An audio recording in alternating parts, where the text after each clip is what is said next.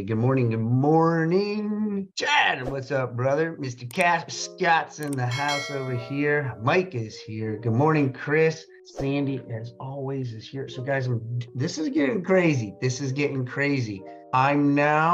We've elevated it. We're now Instagram Live. I mean, the technology and the social media, it just keeps on growing and going. I tell you, it is just crazy. It is crazy, but here we are. Good morning, everybody. Let me just make sure I gotta get my Facebook. So got a little surprise for you, You are going to hear from me today. Mary she was not able to be here with us this morning. She had an appointment and she couldn't switch it over.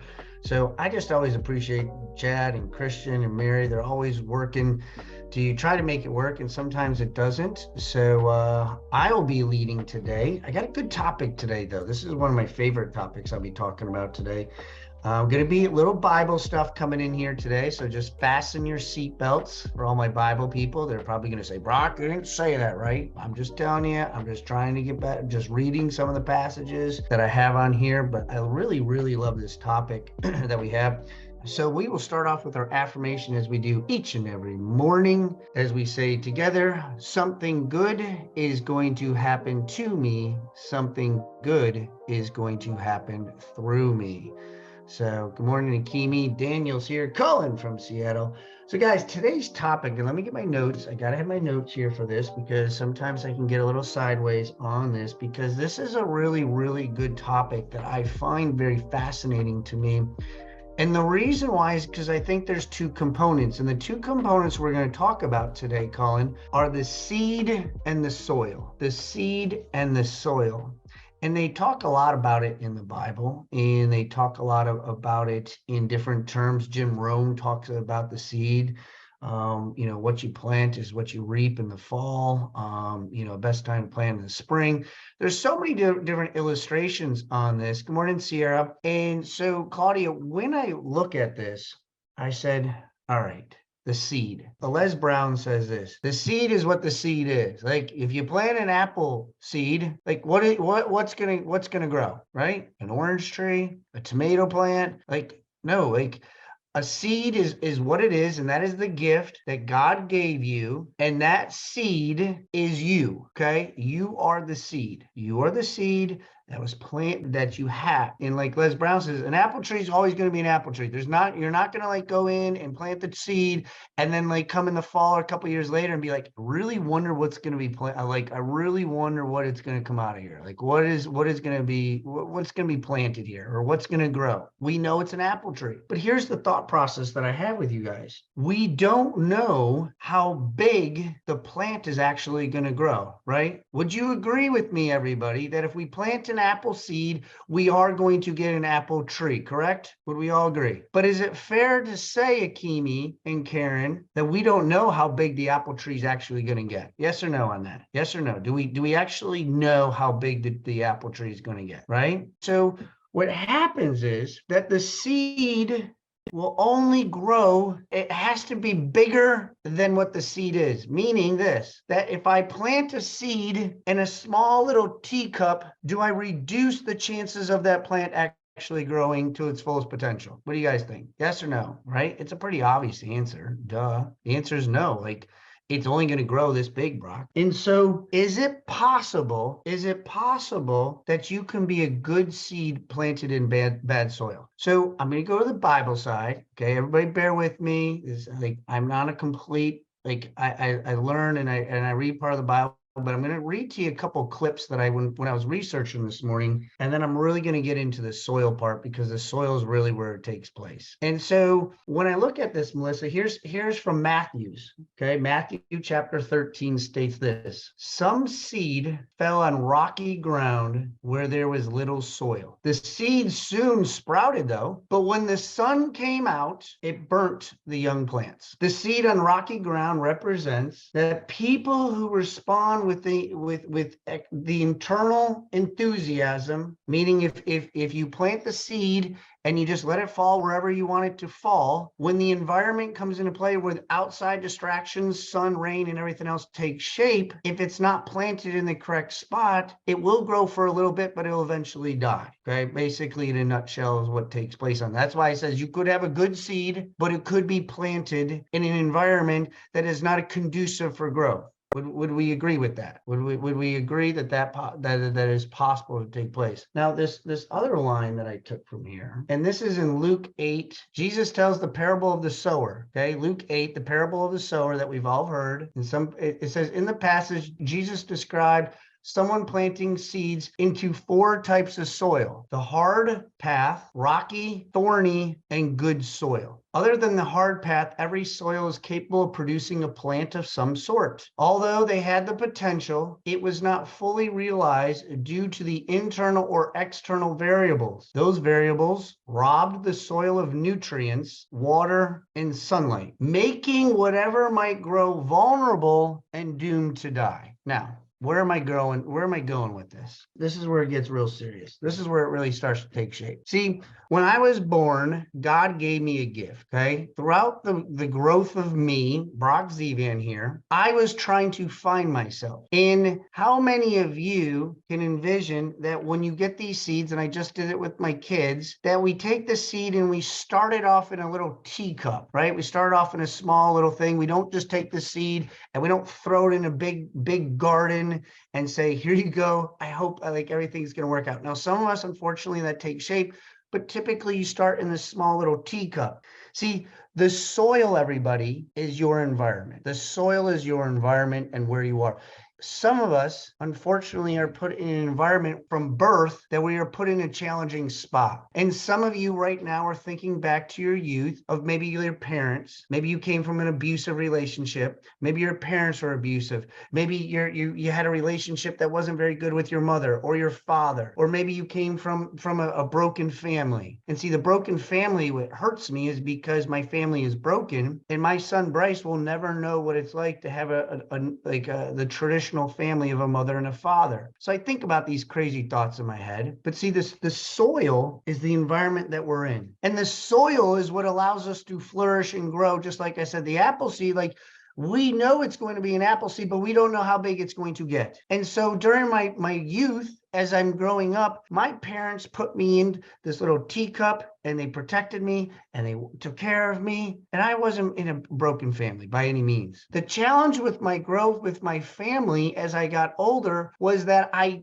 was only in this small little teacup. And maybe they put me in one of those nice little bigger containers or whatever you want to call it, ceramic pots. But see, I was born with limiting beliefs. How many of you were born with limiting beliefs? You can be vulnerable if you want. But when I was growing up and when I got to being as a high school teacher, I remember to a T sitting in this restaurant during summer, and this guy said to me, one of the coaches says, Brock, I want you to become a real estate coach. You should become a real estate agent. And I remember saying in my head, because remember, I'm only planted in a ceramic pot at this point in my life. And I told him, I can't do that. What do you mean you can't be a real estate agent? Because I went to college to be a teacher. I got my master's to be an administrator. This is what I'm supposed to do. I remember coach, I can't become a real estate agent. I don't have any business background. In high school, I was told as a junior and a senior, what do you want to be when you grow up? How many of you have been asked that question when you were in high school at some point?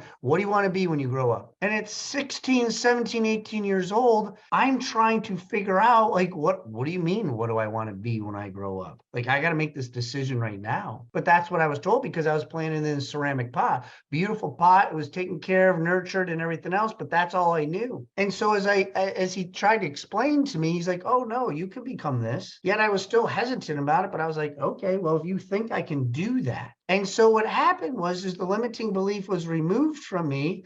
And then I was planted into this other environment, and I was planted in a big garden. Okay. How many of you have kids or you have a pet, and when the thunderstorm happens or when it's in a dark place and it's cold and they hear noises at night and they're by themselves, people get scared? How many have had that happen? How many have seen an animal, your dog, your pet, or your kids get scared? That was me. I was thrown into this big garden and I was scared. And see, my soil at the time might have been good. It might have been nurturing. It might have had like the nice like garden when you go and you spend the really expensive money on the garden that's already got the fertilizer and the nutrients and everything in there. And you're like, I'm going to get that. And then you're like, I'm going to do it. And then you find out it's like $15.99. And you're like, oh, maybe I really don't need that type of soil. Like, what? Let me go back a couple steps over here to see what other soil there is. And we do this. We do this in every capacity. I promise you. When you go to the ABC store or a liquor store and you go like,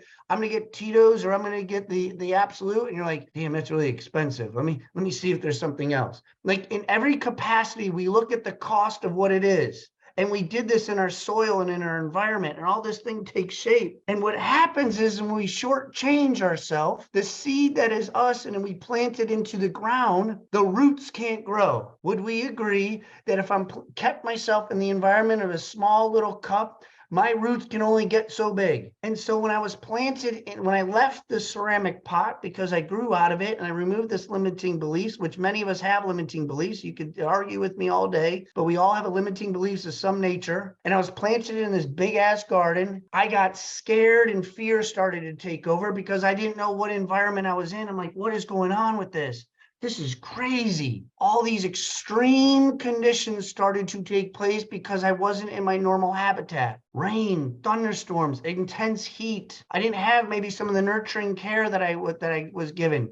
And to me, that was alcohol. To me, that was the distractions around. To me, that was the lack of disciplines I had in my life. And all these things would start to take shape with me. And I would struggle. And it wasn't because at that moment, I wasn't struggling because of the soil. I wasn't struggling because of the seed, but you know what started to take place? Weeds started to grow. Rocks started to form around me. And when weeds and rocks and thorns, just like they talked about in Matthew and Luke here, is it fair to say that they hinder your growth? Is it fair to say like these other people, these outside people, start to take shape? These people are also known as small-minded people. They have limiting beliefs. They put you down. They think your ideas are stupid. They think your ideas are crazy. They think like, man, what are you doing? That doesn't make sense. I don't understand. Why are you trying to do this? Brock, seriously, my mom. Brock, I think you're burning the candle at both ends, Brock.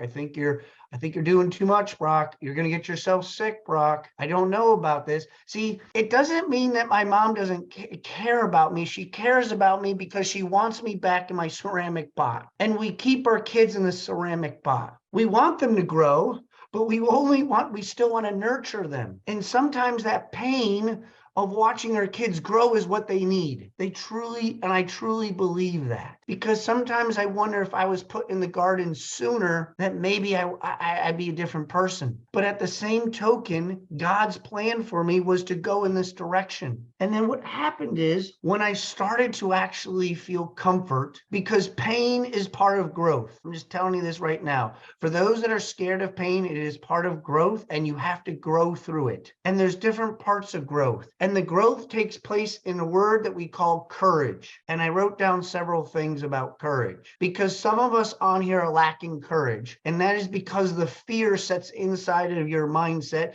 And I'm here to tell you today, you need to have courage because courage is growth. And as I told you earlier, that apple seed, which is you, we know it's going to be an apple tree, but you don't know how big, badass tree it's going to be, because that apple seed plant that was so tiny Also could be fruit for your family. You could harvest the tree for money to be able to support your family. It could provide shade for your family. This apple tree could be the biggest apple tree around, because there is parts of this country and parts of this world that have the biggest apple tree. I also know that they have pumpkin like growing contest. It's actually in Niagara Falls. Okay, it's called The Pumpkin Plan is the book where I studied this. But they have like, how big can you make a pumpkin? And I challenge you, how big can we make a Chad Free? How big can I make a Chris, a Cullen? How big can I make a Karen? How big can I make an Aaron? How big can I make a Sierra? How big can you be is based on all these ingredients, because the soil is the environment and the surrounding of what's going to allow you to grow. And the courage is part of that, because the courage will help you win. I wrote these things down. The courage will help you grow to be successful. The courage will help you be wise. The courage will help you be rich. The courage will help you be educated. The courage will help your skill set. The courage will help you be a great father, a great mother, a great grandmother, whatever it is. The courage will give you knowledge. All these things that are needed. When people say to me, Brock, how did you get out of your shitstorm? How did you do this? I had courage. I had the courage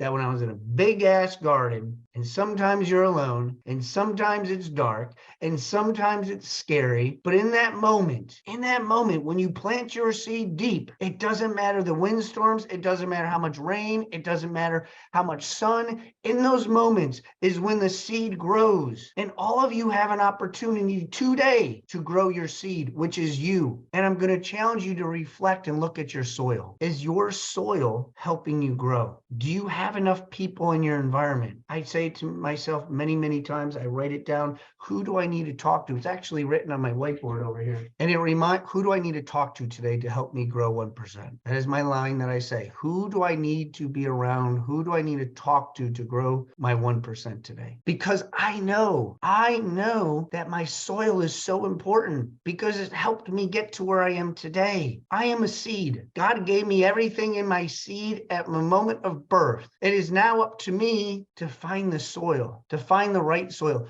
because I already told you, you get to choose the soil when you go to Lowe's. You get to choose it. The problem is the cost of the sacrifice, the cost of the soil. Are we willing to pay that cost today? Are you willing to pay that cost today?